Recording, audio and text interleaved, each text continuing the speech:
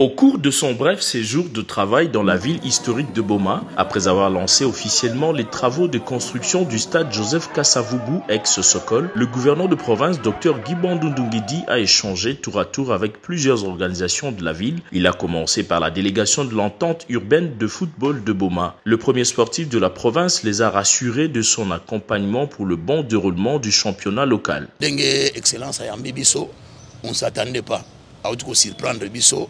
En conclusion, nous avons compris, de comprendre que vraiment excellence dans le monde du sport.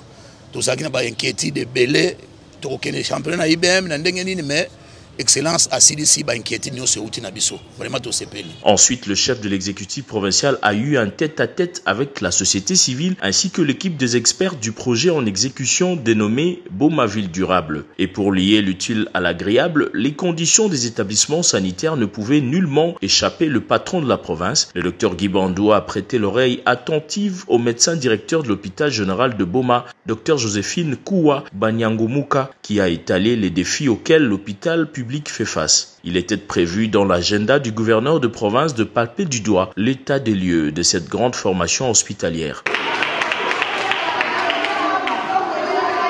À l'issue de sa visite, le gouverneur de province a payé les factures de 48 indigents morts, mais longtemps placés à la morgue. Un geste généreux et héroïque salué par l'ensemble du personnel de cet hôpital. Aujourd'hui, j'étais directement avec le gouverneur.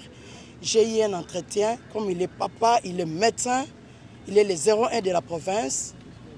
Il nous a dit qu'il doit vivre les faits, il doit palper du doigt. Il est venu à l'hôpital général.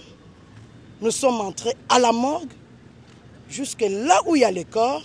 Nous avons fait une tarification forfaitaire qui s'élève à plus ou moins 9 660 000. Le gouverneur a promis d'enterrer les corps, donc je suis convaincu qu'avec notre gouverneur, nous irons loin parce qu'il nous a promis aussi, tant soit peu, de réhabiliter l'hôpital. Une fin de semaine bien remplie pour le gouverneur de province qui montre une fois de plus sa détermination à améliorer la situation socio-économique de cette ville historique.